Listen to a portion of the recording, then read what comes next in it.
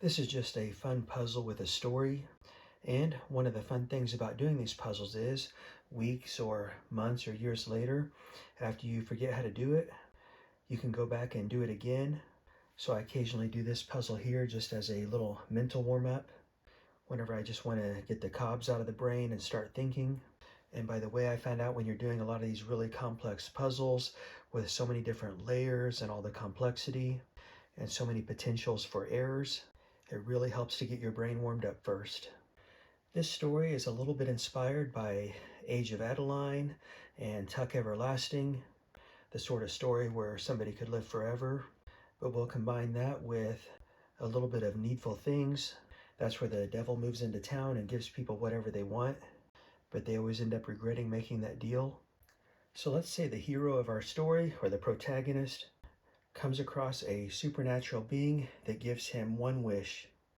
He's caught off guard quite a bit and doesn't know what to wish for, so instead of wishing for $1 billion trillion or constant happiness or something like that, he just says he wants to live forever.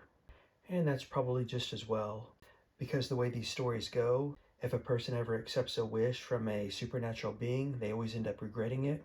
That kind of reminds me of the Brendan Fraser movie Bedazzled. So he could be given like $1 billion or something, but it turns out the money came from a drug lord and the drug lord wants it back. Or if he wished for constant happiness for the rest of his life, he could be really happy for a day or two and then die. So our guy wishes to just live forever. So this supernatural magical being gives him a magic clock, and the rules are simple. If this guy never winds the clock, so the clock is stopped, the guy will stop aging. And whenever the guy decides that he's lived long enough, he's outlived everybody he knows, and he's bored and lonely or whatever, then he can start that clock by winding it, and then his body will start aging, but it will age 2.5 times faster its natural rate until his artificial age catches up to his natural age. So, for example, let's say that he lives to be 1,000 years old. He will wind the clock at 1,000 years old because he's decided that he's ready to let nature take its course and he wants to start aging again. So he's 1,000 years old. He winds the clock. His body will age 2.5 times compared to its natural rate until his body gets to be about 80 to 100 years old, and then the body will die of natural causes. So in this case, his body, the age of his body will actually never catch up to his age of 1,000 years. Here's another rule though. It is physically impossible to lose the clock, so he can't have it stolen or anything. Otherwise, he would never be able to find it and wind it, and then he would outlive the universe. And let's also say a few days after he makes this deal with the supernatural being, he comes across someone that is familiar with that supernatural being, and he tells the protagonist of our story that he does not want to live past 100 years old artificially. If he tries to use the clock to live past 100, then on his 100th birthday, he will be absolutely miserable. Maybe his whole body will just develop severe pain from arthritis or something. But either way, he'll wish he was dead. So there's still a way that the man can use the clock for his benefit, though. He obtains the clock at 40 years old. And let's say he's a pro athlete, but he's not a superstar athlete that's a multimillionaire. Let's say he's a journeyman athlete. So he's 40 years old and at the end of his career for boxing or baseball or football or whatever it is that he does. So he really needs to extend that career as long as possible, but not live past 100 years old. So when should he wind that clock and start aging?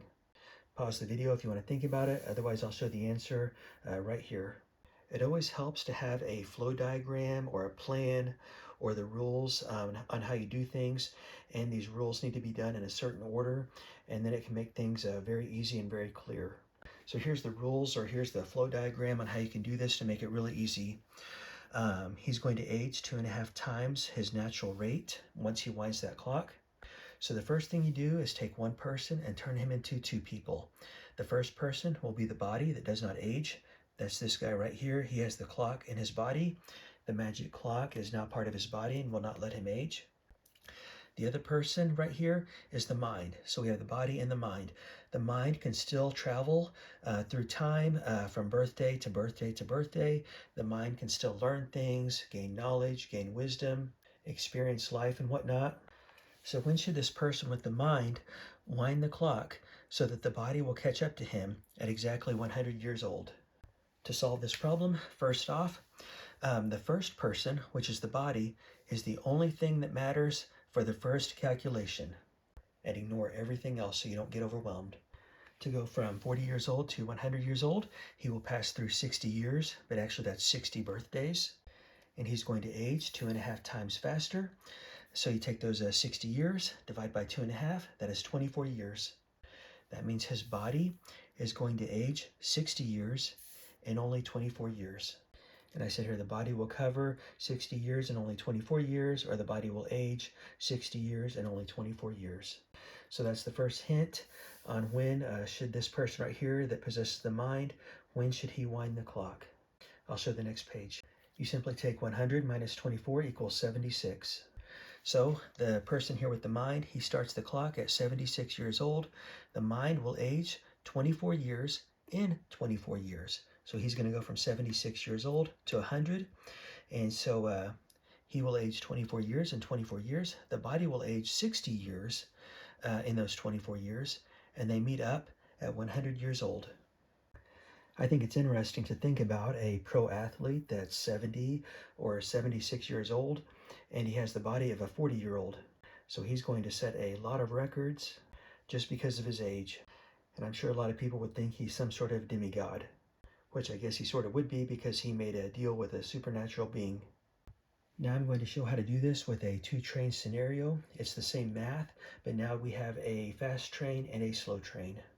I've done a couple of videos on the two-train problem. It was really easy and fun, and I think pretty much anybody could follow along. But in this situation, this requires a little bit of mental gymnastics because we have to change the units in our mind. So the distance right here will be, instead of miles, it'll be in birthdays. He'll have 60 birthdays, 61 birthdays, 62. In other words, he'll be 62 years old. So for distance on this two-train scenario, instead of miles, it'll be birthdays. Time, instead of being hours, will be in years. So instead of miles per hour for our velocity, we will have birthdays per year. And that's what I meant by the mental gymnastics.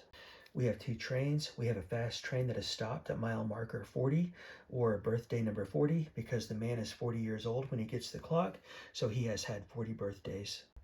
The fast train travels at 2.5 birthdays per year instead of miles per hour. That is the velocity of the fast train. The slow train travels instead of 1 mile per hour. The slow train travels at 1 birthday per year. Where should the slow train be when the fast train starts to move so that both can arrive at the station at the exact same time at mile marker 100 or birthday 100? Need to bring that up right there so you can see it. So the fast train is stopped at 40.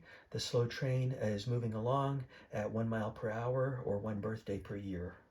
Just like the previous problem, we only look at the fast train or the fast person first. We don't look at anything else. So we take this fast person here.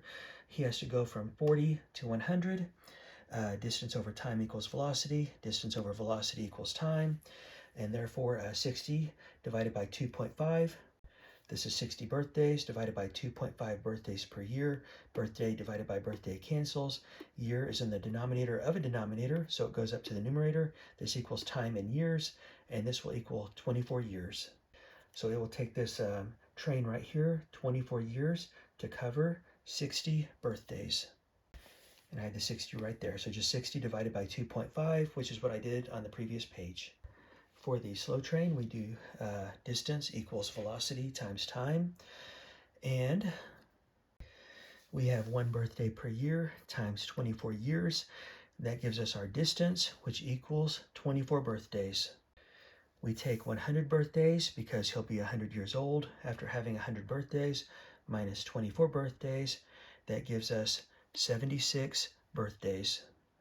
So the fast train starts when the slow train is at the 76 point, which would be a 76 mile marker or the 76th birthday.